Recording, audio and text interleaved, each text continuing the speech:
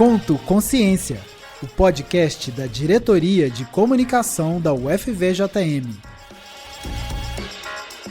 Ciência de um jeito leve e descomplicado.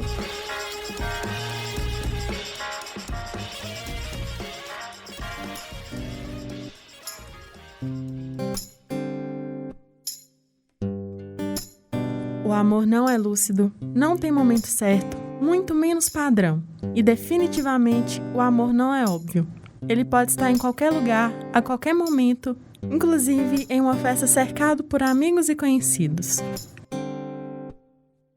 Em meio à música alta, Danilo apresentou Paula a Thales. A conversa dos dois fluiu naturalmente. E assim, passaram a festa toda curtindo a companhia um do outro, até finalmente trocarem um beijo.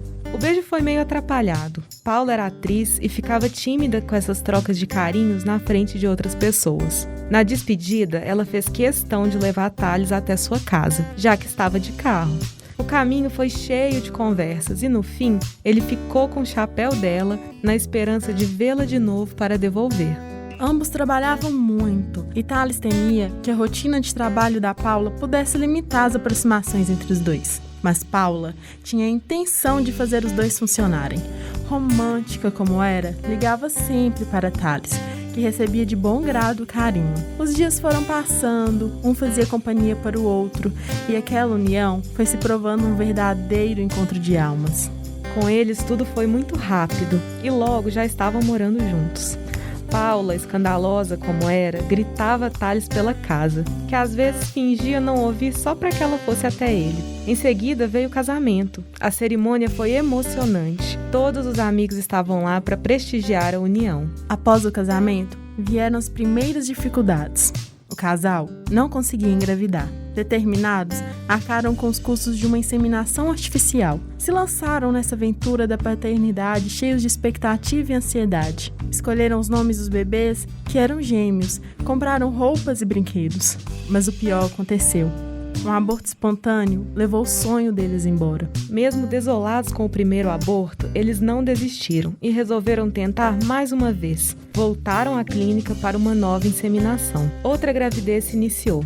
Foram 9 meses com frio na barriga e contando os dias para o nascimento. E não podia correr melhor. Vieram ao mundo 2 meninos cheios de saúde. Um ano de muito companheirismo e aventura se passou. Até que a vida tranquila desta família sofreu uma reviravolta dramática. Os noticiários alertavam sobre a chegada da pandemia de Covid-19 no Brasil. Os altos números de mortes diárias, a falta de oxigênio nos hospitais, o desespero e a espera pela vacinação. Muitas eram as angústias dos brasileiros. E a angústia do casal era o fato de que a Paula havia testado positivo para a Covid. Não eram raros momentos em que ela expressava o medo de contrair a doença, como uma premonição do que viria a acontecer nos meses seguintes. O pânico tomou conta à medida que os sintomas se agravaram. Ela foi internada e entubada. Foram mais de 50 dias vivendo uma montanha russa. Ora melhorava, ora piorava. Seus dias bons consistiam em responder balançando a cabeça com sim ou não. Os filhos perguntavam por ela e Thales tinha forças apenas para dizer que a mamãe estava dodói. Ela despediu-se brevemente do Thales, como quem vai voltar em breve, mas não voltou. Essa é uma história real. Porém, essa não é a história da família da Paula e do Thales, mas sim do Paulo Gustavo e do Thales Bretas. Os filhos, Gael e Romeu, ainda perguntam pelo papai Paulo, e Thales responde que agora ele se transformou em uma estrelinha. Como dissemos no início da nossa história, o amor pode ser muitas coisas, menos óbvio. E para muitas pessoas, ainda carregadas de preconceitos, perceber a sutileza do amor na sua forma mais pura é uma enorme dificuldade. E muitas vezes a gente foi taxado como não poderia ter uma família, não poderia ter filhos. Minha mãe falou, não vou ter neto quando descobriu da minha homossexualidade. Sua família pode ser 2 pais, pode ser 2 mães, pode ser um pai, uma avó, pode ser um tio, uma tia. Não existe isso, existe amor, né?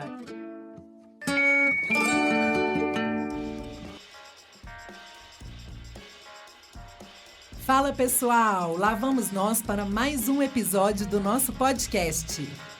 Amanda, já perceberam que hoje iremos abordar o amor dentro da comunidade LGBTQIA+. Então se liguem para ouvir mais sobre como é essa realidade. Mas antes eu quero dar um recado rapidinho para os ouvintes. Contem aqui pra gente o que estão achando dessa temporada e indiquem mais temas interessantes através do e-mail radiouniversitaria@ufvjm.edu.br.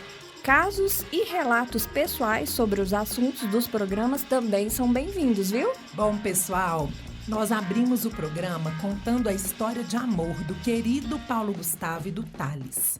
O Paulo foi, entre várias coisas, um reconhecido ator e humorista que faleceu em 2021 por complicações da Covid-19. Ele já faz muita falta, não só para a comunidade LGBTQIA+, mas também para todo o Brasil que se apaixonou pelo talento e carisma dele. É verdade, Amanda, uma grande perda e uma referência importantíssima para a comunidade. Pois é, e por falar nisso, vamos então apresentar nossos convidados do programa de hoje. Ela é professora do curso de Serviço Social da UFVJM, no campus do Mucuri, em Teófilo Otoni. É pesquisadora dos temas movimentos sociais, gênero e LGBTQIA+. Hoje recebemos a professora Andréia Kelmer, que está com a gente lá em Teófilo Otoni, está aqui online conosco, participando deste episódio. Seja bem-vinda, Andréia. Tá tudo bem com você? Tudo jóia. Olá, Amanda, Marina, a todas as pessoas que nos ouvem. Sejamos todos bem-vindos aí e vamos seguir com o nosso programa aí. Vamos seguir. E o nosso convidado, que está aqui nos estúdios da Rádio Universitária, em Diamantina, é aluno do curso de Letras da UFVJM, no campus JK. É o coordenador da Aliança LGBTI+, em Couto de Magalhães de Minas, e já participou em projetos artísticos sobre o tema. Gente, nós estamos aqui com o Lucas Souza. Oi, Lucas, tá tudo bem? Oi, Amanda, Mari, Andréia, tudo bem, queridas? Obrigado pelo convite, pela partilha desse momento. Que bom, sejam bem-vindos e todos os nossos ouvintes muito bem-vindos a esse episódio do Conto Consciência. Bom, então vamos lá, vamos de papo, Andréia. Nós utilizamos essa sigla LGBTQIA+, por considerarmos que ela é uma das mais abrangentes e mais utilizadas hoje em dia. E nós sabemos que o uso da sigla é motivo para muitos debates e até mesmo algum estranhamento. Andréia, você então poderia nos explicar um pouco mais sobre o significado dessas letras que compõem essa sigla, com foco em 3 letrinhas especialmente: o Q, o I, o A e o sinal de mais, já que são as menos conhecidas. Bom, olha bem, essa sigla, como você disse, tem polêmicas, tem questões internas e externas que, de fato, carecem de explicação. E existem cursos que duram, assim, semestre inteiro só para explicar essa sigla. E, como você disse, as primeiras 3, principalmente, ou as primeiras 4, elas são realmente mais conhecidas, que é o L de lésbica, o G de gay e o B de bissexual e o T, que antes já foi TT e TTT, já foi porque esse T hoje, que é um apenas, ele inclui transexuais, transgêneros e travestis. Então, na verdade, tem 3 públicos representados. E só esse T já é um universo de saberes e de vivências. E aí, você me pediu o Q, o I e o A. O Q é o queer. Ele vem de um movimento que não nasce aqui no nosso país, mas é um movimento que acontece nos Estados Unidos, em especial, onde havia um deboche, uma distorção do que é ser LGBT, no sentido de colocar este público em evidência a partir daquilo que se condena neste público. Então, era um escárnio sobre a vivência, a experiência, a postura, o modo de ser, a vestimenta, debochava-se de tudo. Essas pessoas que se revoltaram, que se manifestaram contra este deboche, esse escárnio que existia, resolveram se manifestar e não quiseram se colocar nas demais letras já existentes, e aí nasce o movimento queer, que é esse movimento de revolta e também de resistência a isso. Só que o que eles fazem? Eles pegam o que existia de ruim e trazem para o seu discurso numa defesa daquilo que, se você vai rir do jeito como eu me visto, eu vou mostrar para você o orgulho que eu tenho em relação ao modo como eu me visto. Então, eles transformam aquilo que era visto como uma coisa muito ruim em algo que é extremamente positivo. Isso é um ponto. E o outro ponto é que eles, como não se identificam com outras letras, eles são considerados, dentre todas as letras, aqueles que são os mais fluidos. Então, eles... você é bissexual? Posso ser. Você é lésbica? Posso ser. Você gosta de rótulos? Nunca.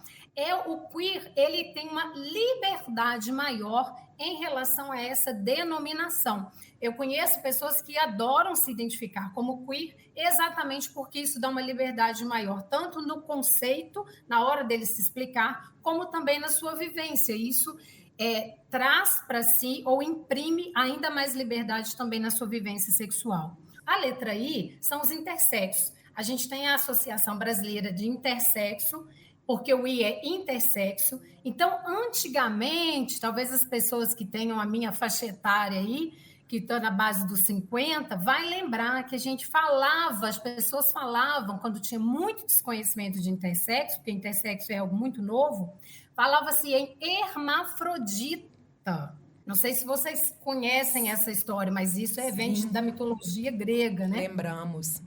Isso, então, hermafrodita, que era aquela pessoa que nascia ao mesmo tempo, né, com os dois órgãos genitais. Então, havia muita polêmica em relação a isso, porque muitos médicos definiam e as famílias definiam, vai ser menina, vai ser menino, e cortava o órgão genital e amputava. Hoje, a luta dos intersexos é muito, muito interessante, porque eles tentam dizer, olha, é a própria pessoa, mesmo sendo um bebê, amanhã será um adulto e ela terá condições de definir a sua própria identidade, orientação, sua sexualidade e também o seu sexo. Então, os intersexos trabalham aí nesse campo de desafio de dizer que não se pode definir para alguém a sua sexualidade, o seu gênero, porque ela não nasce como aquilo que era o previsto pela família ou pelos médicos e profissionais da saúde que vão lidar com aquilo ali. E a outra letra que você me pediu foi a letra A, não é isso? Isso mesmo. Que são os assexuados. Eu acho essa, dentre outras letras, porque a sigla hoje ela está bem maior, os assexuados é o que mais me chama a atenção. Porque eu participo de muitos eventos e vou em tudo que eu posso, estou em todos os lugares, principalmente porque é um tema que eu trabalho em todas as minhas disciplinas, e eu nunca estive com uma pessoa que se declara assexuada. Nunca, nunca. Em evento nenhum, eu nunca estive com alguém. Eu nunca vi, na verdade agora, recentemente, acho que um mês, que eu vi um livro que tinha um capítulo que falava o que são as pessoas assexuadas, que inclusive me trouxe uma grande novidade, porque a impressão que se tem no primeiro momento sobre as pessoas assexuadas é que são pessoas que não sentem prazer, nem com objetos sexuais, nem com pessoas, nem do mesmo gênero, nem de outro gênero, nem da mesma identidade ou de outra identidade. E como eu não conheço mesmo nenhuma pessoa que se identifique, eu sempre ficava curiosa, querendo ouvir alguém, porque eu sou hétero e cis. Depois a gente pode até explicar um pouquinho o que é cisgênero, né, se houver a necessidade. E eu sou uma ouvinte, uma aprendiz, o meu papel, e eu já digo isso para todo mundo que está ouvindo a gente, o papel da gente que é hétero é o papel de aprender, de ouvir, porque é só assim que a gente elimina todos os preconceitos que a gente aprende na vida. E aí, o que eu li nesse livro sobre assexuados? Que eles podem sim sentir prazer. Não são pessoas que não vão sentir prazer nunca na vida. Podem sentir. E podem sentir. Se é uma mulher, pode sentir prazer por mulher, pode sentir prazer por homem. Mas o que acontece com as pessoas assexuadas é que elas não sentem um prazer o tempo inteiro, como uma outra pessoa que, de repente, assim, uma vez por semana, uma vez por mês, ela vai sentir uma necessidade até orgânica de ter uma relação sexual. Os assexuados têm um espaço maior, alguns a vida toda, outros têm um espaço longo, ficam 3, 5, 7 anos sem ter a menor necessidade. Então, isso eu achei bacana, sabe? Foi bem recentemente que eu descobri. Assexuado pode, em algum momento, inclusive, ter uma relação até de 1 ano de namoro, só que não é a constância da vida dessa pessoa, o prazer. Eu vou ficar nessas 3 siglas, depois a gente pode conversar, porque hoje a última sigla, ela tem já 12 letras, 12, e ainda tem o mais. Você me perguntou sobre o mais, aí eu vou explicar em meio segundo. Isso, mais, eu estava querendo lembrar do mais. Isso, o mais é o que eu mais gosto, porque ele sempre diz para nós, eu que sou estudiosa, assim, não de gênero em si, mas de sexualidade humana, que é até mais amplo, a sexualidade humana é infinita. A gente ainda não conseguiu todos os limites, não conseguiu decifrar todas as possibilidades nossas. Vocês começaram a falar de amor, em relação ao amor, em relação ao sexo sem amor, ao sexo com amor, ao sexo em relação aos pansexuais, aos transexuais, ou seja, em relação a todas as nossas possibilidades sexuais, como a gente ainda não conseguiu dizer assim, olha, agora sim, nós já descobrimos todas as possibilidades. Não há mais o que descobrir. O mais é isso. Pode ter alguma outra representação que amanhã vai entrar. Nos anos 80, quem diria que a gente ia ter T de transexual? Jamais. Hoje a gente tem. Intersexo, como eu disse, que é super recente também. Então, pode ser que amanhã, daqui 10 anos, 20 anos, quantas letras mais não irão surgir? Quer dizer, num período de 30 anos, a gente já está com 9 letras. E ainda tem o mais. Então, pensa daqui 50 anos, como é que isso vai ficar? A gente já não vai mais conseguir decorar a letra, né? A sigla, desculpa, de tão grande que ela pode vir a ficar. Então, isso que é o bacana. Significa que a gente ainda não chegou no limite. Exatamente. E o mais significa isso, né? Um espaço para ampliar, acolher e incluir, né? Tudo que ainda a gente não tem uma denominação hoje em dia, né, André? É muito interessante essa explicação. A gente fica feliz de poder aprender, né, um pouco mais sobre cada letrinha dessa e sobre tudo que está envolvido aí. Valeu mesmo. Então, agora aqui com o Lucas, depois da gente ouvir sobre essa sigla, sobre as letras, a gente quer escutar um pouco mais sobre a sua atuação, Lucas, lá na Aliança e a sua experiência como uma pessoa LGBTQIA+, né? Então, e aí, tem alguma história para contar para a gente, tanto aí dessa sua atuação na luta, né? Quanto também alguma coisa que faça parte da sua história de vida, que represente, que te motive a estar junto? Conta um pouquinho para a gente disso tudo. Acho que a gente se constrói a cada dia, né, Amanda? Então, o ambiente acadêmico, ele teve um papel fundamental, assim, né, para a construção de quem eu sou hoje. Eu sou um homem cisgênero, porém homossexual, né, gay. A partir de pesquisas mesmas acadêmicas, eu fui fortalecendo, assim, fui cada vez mais me identificando, né. Hoje, então, a minha pesquisa envolve história, memória, sexualidade e gênero. E hoje pesquiso questão de gênero dentro do Grande Sertão Veredas de Guimarães Rosa. Mas é um assunto para um outro momento. Mas é um assunto muito bom. Depois a gente vai querer saber, sim. Podemos dar uma pincelada depois, então. Quero saber tudo de Diadorim. Vamos conversar sobre. Diadorim é minha neblina, como diria Riobaldo. Então, a Aliança Nacional, ela é uma organização pluripartidária, né? Ela tem a sede em Curitiba, no Paraná. Porém, ela tem várias filiações espalhadas no Brasil inteiro. Inclusive, o estado de Minas Gerais é um dos estados mais ativos, assim, dentro da Aliança. Ah, que ótimo. Sim. E a Aliança, ela tem a visão de defender, aliás, fazer a manutenção dos direitos que nós já conquistamos, né? E da defesa também. Então, é pluripartidária e nós temos essa visão de defesa dos direitos humanos da população LGBTQIA+. Ô, Lucas, aproveitando que você está falando um pouquinho, conta pra gente, na prática, como que funciona essa atuação, esse apoio, como é que chega, né, essas questões para vocês. Fala pra gente. Depende muito de cada município, né? os municípios assim maiores, a região metropolitana de Belo Horizonte, por exemplo, ela conta com outros coletivos, com outros grupos. Então, é muito mais comum haver políticas mesmo, conferências, eventos, diálogos com pessoas políticas, com outros tipos de organizações. Em alguns casos de algumas cidades que ficam mais para o interior de Minas Gerais, já é um pouco mais difícil.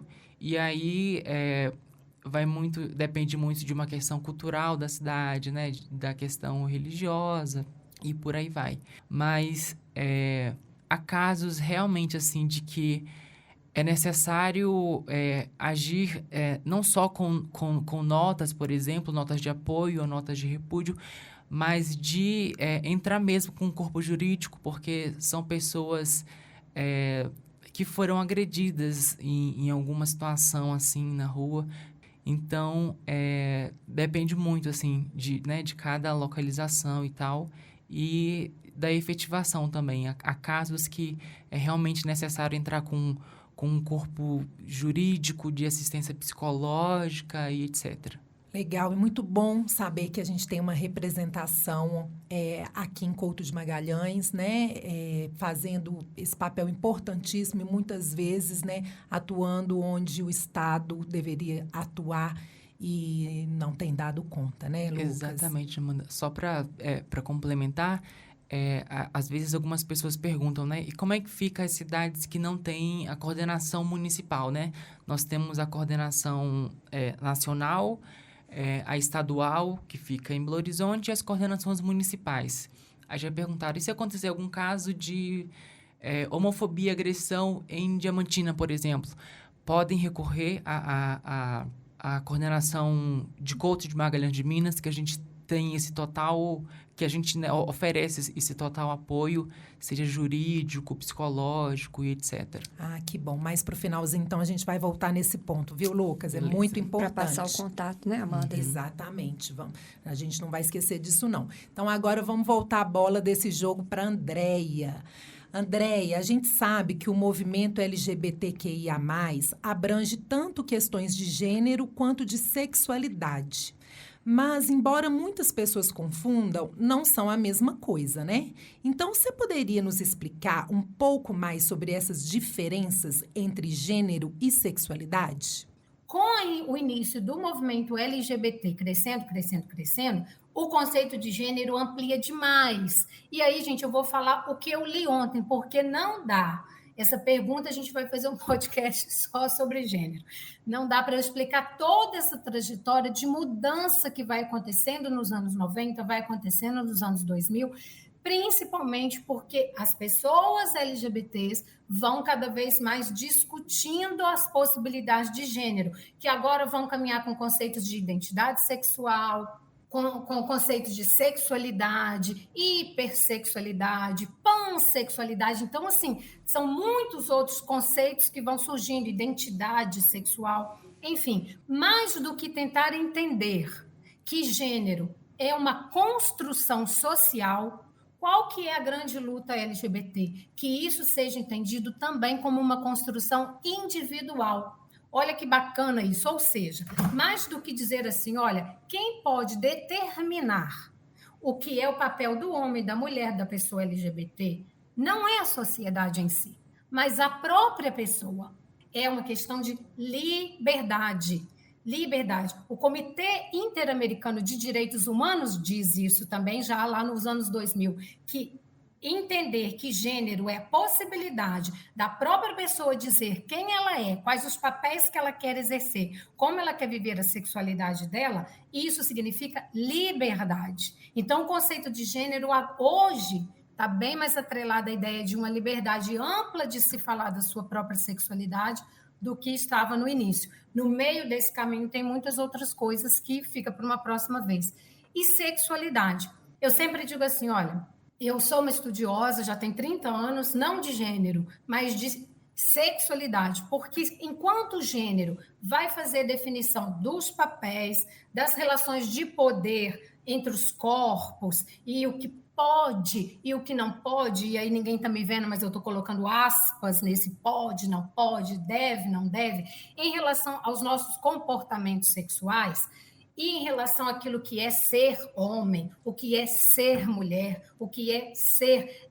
Se o gênero vai dar uma identificação, vai dar uma conceituação, né, vai falar o que é, a sexualidade humana vai ultrapassar isso. Ela é maior. Eu sempre digo que gênero está contido no campo da sexualidade humana. Então, a sexualidade humana é um campo maior. Quando você constrói políticas públicas para a saúde, o campo da sexualidade humana está ali. O de gênero aparece em alguns tópicos.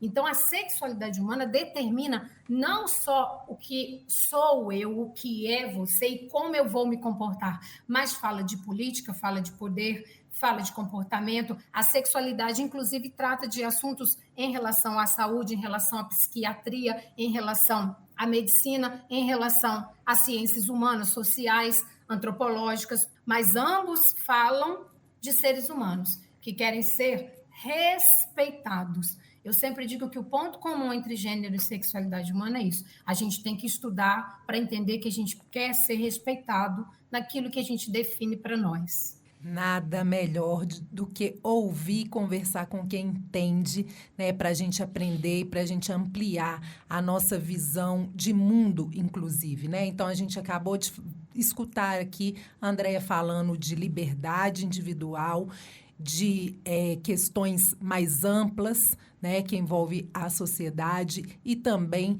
de respeito, que é o ponto que une, né? Principalmente, né, Marina? O respeito, que é um ponto que une uma coisa e outra.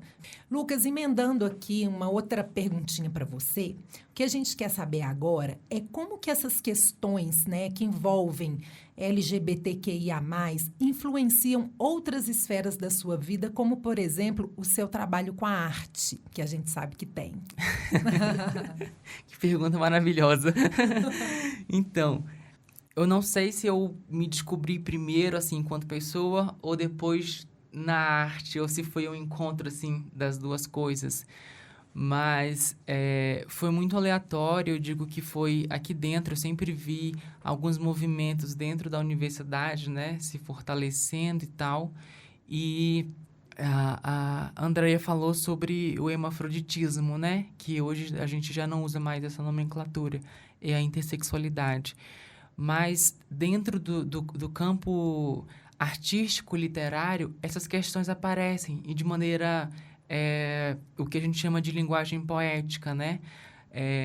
Algumas pinturas muito clássicas, por exemplo, Baco, o deus Baco, né? De Caravaggio, algumas outras pinturas que aparecem com esses ares que mesclam, né, a feminilidade e o masculino, tornando uma coisa assim de ambivalência. Ainda é muito presente, né, esses termos dentro da arte. Então, foi isso que foi me chamando a atenção.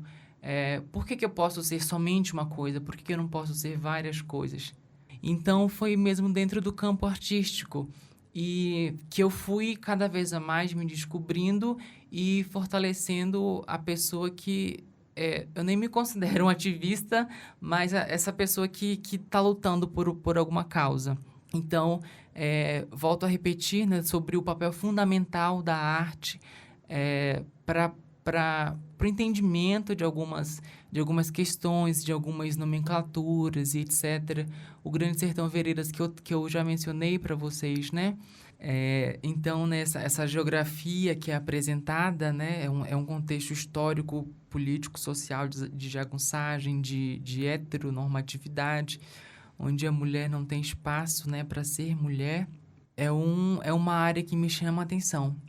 Muito interessante escutar isso, ouvir e a gente vê como que a arte está perto e próxima da vida. Completamente. Né? Completamente, da vida, do amor e do respeito que a gente está falando aqui, que faz parte dessa luta. E aí, retomando essa questão do respeito, né? Lucas comentou aqui que a gente vive, infelizmente, no país que mais mata pessoas LGBTQI+. Andréia, Tem um artigo seu que a gente conhece sobre as violências que as pessoas LGBTQIA+ sofreram nos anos de 2019 e 2020. Nesse artigo, você afirma que, além da violência ter crescido, a resistência também cresceu. Como é que isso aconteceu, Andréia? Fala um pouquinho para a gente sobre o crescimento da violência, mas também da resistência. Olha, em relação às violências, eu pego o Instituto Gay da Bahia, que o Lucas citou agora há pouco, e pego também a ANTRA, que é a Associação Nacional de Travestis e Transsexuais, também que existe já há 22 anos. E esses dois grupos, né? A ANTRA é uma associação, mas esses dois fazem relatórios anuais. Na verdade, a ANTRA faz até trimestrais e sempre estão publicando. E então lá é que eu busco esses dados, e a gente viu uma coisa interessante, que houve até uma diminuição. Como é que eles interpretaram essa redução nesse pequeno período da violência ou das violências? Primeiro, a pandemia, que levou essas pessoas para casa. Então, quando elas estão na rua, principalmente o grupo T, né, que é o grupo que mais sofre. Na verdade, as pesquisas que mostram que a gente é o país que mais mata, já é o 4º ano que a pesquisa diz isso, que a gente mais mata no mundo inteiro. Nós temos esse troféu horroroso aí. Nós somos o país que mais matamos, e quem que nós mais matamos? A letra T. Nós matamos travestis, transexuais e transgêneros. E essas, principalmente as travestis e as pessoas trans, de modo geral, elas que estão mais ali expostas no trabalho que elas exercem no campo da sexualidade. E isso a gente sabe, né? Pobreza leva muitas vezes a isso. E esse público, infelizmente, tem muita condição, tem muita dificuldade de conseguir trabalho, e aí é uma história mais para a gente conversar outra hora. Mas como esse público está muito exposto, com a pandemia, ficando mais dentro de casa, houve um períodozinho em que houve uma redução. Então, o Grupo Gay da Bahia fez questão de ressaltar que não significa que eles se sentiam mais protegidos, o número de suicídio não diminuiu entre essa população. E aí, o que aumentou? A violência dentro de casa. No período em que eles mais ficaram reclusos, aumentou a violência, aumenta o suicídio e diminui um pouco a violência externa. Mas não porque está tendo mais proteção, nós estamos matando menos, simplesmente porque elas não estavam na rua. Então, não tinham onde encontrá-las para matá-las. Então, neste período que nós estamos vivendo, nos últimos anos, nos últimos 3 anos em especial, a gente tem percebido, por parte da militância LGBT, em alguns eventos que eu estive, agora de forma mais online, lideranças que estudam, lideranças que militam, pessoas que estavam nos eventos que eu participei. Então, eu também passei a acompanhar esses movimentos nas redes sociais, e em todos esses espaços eu percebi que as falas, elas são falas muito homogêneas em relação a 2 coisas. Primeiro que, nesses últimos 3 anos, como há um discurso de defesa pública em relação a se ser homofóbico, e aí muitas pessoas se sentiram assim mais à vontade. Isso é o que eu tenho ouvido. As pessoas que não gostam, que violentam pessoas LGBTs, se sentiram mais confiantes. E uma coisa gravíssima, mas que também tem sido muito dita, se sentiram mais certas da impunidade. Então, há um sentimento. Então, isso aumenta a violência. Para responder a uma outra parte, né? A primeira é essa questão familiar, que aumenta muito dentro de casa, mas também aumenta porque parece que é uma permissão agora, sabe? Algumas pessoas se encorajaram mais nesses últimos anos.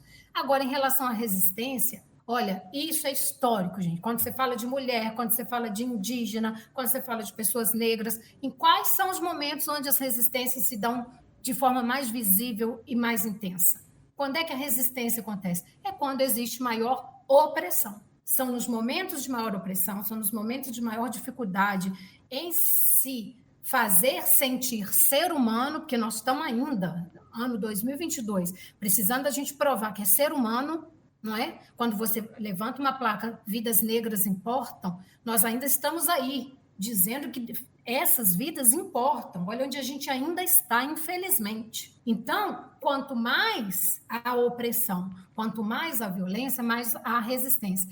E a resistência, ela vem em várias frentes. Primeiro, os novos coletivos estão sendo criados a todo momento. Novos grupos, inclusive de profissionais, agora na pandemia, muitos profissionais da saúde, psicólogos, passaram a atender de forma gratuita pessoas LGBTs que estavam à beira do suicídio. Houve também coletivos de jovens das periferias, isso eu tenho que fazer essa menção e elogiar demais, até nesse campo da arte, que o Lucas citou, como isso cresce nas periferias, em coletivos de periferias, de jovens LGBTs que criaram grupos de resistência. A gente tem hoje na internet, para a gente acompanhar, agora a gente vai ter eleições, a gente tem o voto gay, né, ou e-voto, ou acompanha o voto, a gente tem vários grupinhos já para votos LGBTs, para incentivar pessoas a votarem, elegerem pessoas LGBTs, também estão no campo político, e isso amplia demais, desde a última eleição para essa, eu vi que aumentou demais, isso também é uma forma de resistência, né, de estar nos espaços políticos e públicos para resistir. Esses são alguns dos exemplos. Agora, houve muita coisa, quer dizer, nem na pandemia se consegue silenciar aquilo que não é para ser silenciado, que é o direito à vida. Em síntese, é o direito a viver. É isso que nós estamos reivindicando aqui hoje. Eu acho que essa é a síntese desse programa. Estamos defendendo o direito à vida. E eu queria só fazer uma ressalvazinha pequenininha. Eu nunca vi na pauta, nem das mulheres, nem dos indígenas, nem das pessoas LGBTs, quando vão para as ruas, levantam seus cartazes, assim, a gente quer que você me ame, você tem que me amar, você tem que gostar da forma como eu me visto, você tem que gostar da forma como eu troco afeto. O que você precisa é respeitar, é entender que, como ser humano, se você se define como cristão, é respeitar a liberdade do outro. O outro não é você. E o outro não tem que seguir as suas regras. E você não quer seguir a regra do outro, quer? Então, eu acho que essa é a grande essência. As nossas pautas são pautas de respeito, de direito à vida e à liberdade. É isso. Maravilhoso, Andréia. Mensagem linda. E muito, muito triste, né? A gente relacionar o aumento da resistência ao aumento da opressão. Porque é isso que você falou, a gente precisa que a gente se respeite uns aos outros. Ninguém é obrigado a amar ninguém, mas a respeitar sim. Lucas, então, aproveitando aí isso, tudo que você está comentando aqui, ou que a Andréia nos contou, né, sobre essa questão da violência, da resistência também, né, a gente não tem vivido um momento fácil, né, principalmente para quem faz parte da comunidade. Então, você já deu aí várias dicas, né, e alertas para as pessoas, para o que elas devem fazer quando acontece algum tipo de violência, né?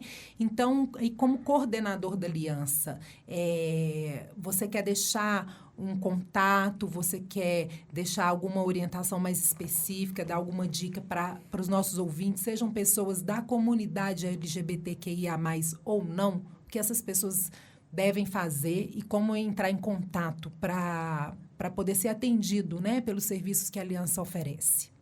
Então, em relação a boletim de ocorrência, por exemplo, hoje também nós temos as delegacias virtuais, as pessoas que sofrem qualquer tipo de crime, na verdade, né? Mas já que nós estamos falando sobre crimes LGBTfóbicos, faça print, copie o link de algum comentário que foi feito a respeito sobre você, de algum tipo de piada, de algum tipo de violência, faça o boletim de ocorrência de forma online também. A gente tem essa forma de defesa, de amparo, mas se tratando da aliança, a gente está nas redes sociais, nas proximidades do Vale de Jequitinhonha, né? Lá em Couto de Magalhães, no Instagram, @aliancacouto, e no Facebook, Aliança Couto. Qualquer problema, qualquer situação, qualquer dúvidas também, a gente conseguiu, é só entrar em contato que a gente fará o possível, né, para fazer esse amparo que seja legal. certeza. Muito bom. Muito importante. Isso aí. Gente, olha só, a gente já está caminhando para o final do nosso programa. Então, Marina, agora a gente vai partir para o nosso quadro de entretenimento, não é? Isso mesmo, Amanda. Então, roda a vinheta. Meus favoritos. Pessoal, nessa segunda temporada do Conto Consciência, nós estamos trazendo esse momento de descontração para o nosso bate-papo. E a gente sabe que todo mundo tem um livro, um filme ou uma série favorita. E aproveitando o tema do episódio de hoje, vamos dar algumas dicas para os nossos ouvintes? Andréia, o que você indica para o nosso público? E, pessoal, olha, em relação a indicar, é um sofrimento para mim, porque tem tanta coisa bacana. Recentemente eu estive num evento e uma pessoa disse assim, mas tem tão pouca coisa publicada, tem tão pouca coisa escrita. Eu não estou dando conta, de tanto material, porque como eu fico conhecendo as pessoas e pedindo material, que eu sou a que mais pede, não tenho vergonha nenhuma de pedir, porque eu acho que a gente vai pedindo e vai aprendendo, né? Então, eu tenho uma lista, ou na verdade 2 listas que eu construí, que eu passo para os meus estudantes, e que eu quero colocar essa lista à disposição.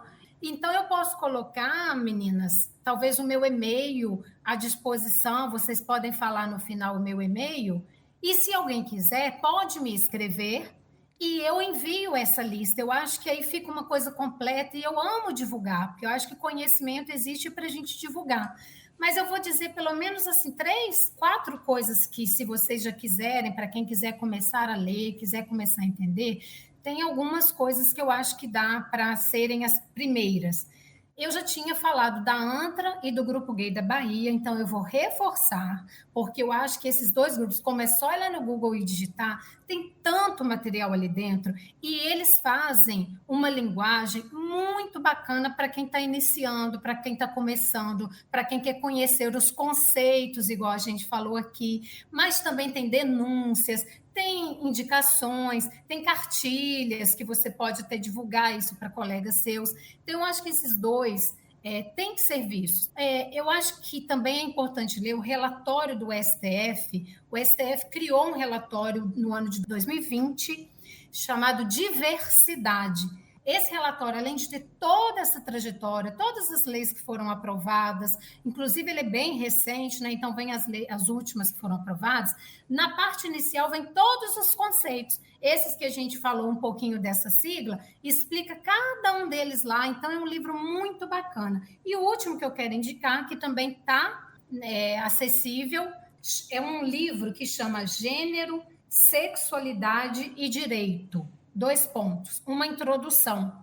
E fica aqui a minha dica em relação a essa lista muito legal que eu venho construindo e também aceito. Quem sabe alguém me escreve e me pede, mas também tem uma outra dica para eu incluir na minha própria lista. Já estou fazendo aqui o meu pedido, né, para quem está ouvindo a gente. Quem sabe vocês também podem me ajudar a ampliar a minha lista e ela está à disposição para qualquer pessoa que queira entrar em contato comigo. Aí, tá vendo? Ótimas dicas da Andréia. E não só uma sugestão, mas várias. Então, a gente vai colocar o endereço depois, né? A Amanda vai falar. E agora é a vez do Lucas. Ô, Lucas, qual que é a sua dica? Eu tenho algumas dicas audiovisuais, assim. O primeiro é XXY. Ele está disponível no YouTube. É um dos poucos filmes que tratam da temática do intersexo, né? Ele é bem acessível. Em literatura, indico Grande Sertão Veredas. Já me disseram que é a Bíblia do Mineiro, né? Super indico. E uma outra série também, que traduzindo para o português se chama N com E. É uma série, assim, fantástica, de uma filmografia, de uma fotografia fantástica. E ela vai abordar de uma maneira artística também, além do tema da sexualidade, da homossexualidade, sobre racismo, sobre os movimentos feministas, sobre a escola, sobre os formatos de educação. É uma série fantástica, assim, vale a pena conferir. De leitura também, um livro do Otávio Paz, A Dupla Chama, sobre o amor e erotismo. É importante para a gente conhecer também sobre esse universo, né, de afetividade, de respeito, de conhecer mesmo o nosso corpo, né? São essas as dicas. Então, excelentes dicas, Lucas. E agora a gente está caminhando para o final do programa, né, Amanda? E agradecer muito a participação de vocês, né? É isso aí. Infelizmente, né, com pesar, a gente lamenta terminar esse papo por aqui, né? O programa de hoje está acabando e a gente quer agradecer muito, mas muito mesmo a professora Andréia e ao Lucas por terem participado deste episódio com a gente. Nós falamos aqui de amor, nós falamos de luta, nós falamos de resistência, nós falamos de violência e, sobretudo, de respeito. Um tema que é tão caro à universidade pública, um tema que carece de discussão, de aprofundamento e de amplitude, né, Marina? Então, verdade. A gente fica feliz, né, em o Conto Consciência, o podcast de divulgação científica que é produzido aqui pela Diretoria de Comunicação, trazer um tema tão importante, né? Então, muito obrigada, Andréia, Lucas, né? Foi bom demais a gente aprender coisas novas e divulgar conhecimento sobre esse tema. Amanda, Mari, queridas, muito obrigado pelo convite. Não sei se é possível imaginar, assim, da importância de eu estar aqui. Eu sempre falo da importância de ocupação de alguns espaços, né? Então, para mim, um ribeirinho que saiu lá do norte do Brasil, estudar em uma universidade federal e tá hoje aqui no podcast falando sobre resistência e orgulho da população LGBTQIA+, é mais uma vitória. Então, gratidão pela partilha e gratidão por dividir este momento também com a Andréia. Eu quero parabenizar demais, eu não posso terminar sem falar isso. Parabéns a vocês, meninas, às estagiárias de vocês, a toda a equipe. Eu quero deixar aqui um grande abraço virtual para vocês, para quem está ouvindo a gente. Espero que a gente cresça nesse tema, que a gente aprenda e que a gente se encontre-se no mundo para a gente se dar a mão e construir um mundo de maior respeito. Parabéns ao programa, que ele cresça cada vez mais, porque vocês acertaram demais nesse tema, meninas. Parabéns mesmo. Obrigada, Lucas. Beijos para todas vocês. Você, nosso ouvinte, para saber mais sobre os projetos, as dicas, tudo isso aqui que o Lucas e a Andréia falaram, citaram durante esse episódio, acesse os nossos links no site do podcast, dentro do portal da UFVJM, que nós vamos deixar tudo lá prontinho, o e-mail da professora Andréia, o contato da Aliança de Couto. Nós vamos deixar tudo lá para vocês acessarem, se informarem e divulgarem também. Você acabou de ouvir Conto Consciência, um podcast produzido nos estúdios da Rádio Universitária da UFVJM, coordenado pelas servidoras Amanda Tomás Monteiro e Marina Lindsay dos Santos, com a participação das estagiárias Lara Rodrigues Pinheiro e Suelen Alves de Souza. Revisão, Daniela da Conceição Andrade Silva. Você pode ouvir nosso podcast no Spotify, Amazon Music, Google Podcast e outras plataformas. E também pode pedir para o Google ou Alexa dar o play, tá? Segue a gente no Instagram, @UFVJMOficial, e fica de olho no portal da UFVJM. Contamos com você no próximo episódio. Até mais!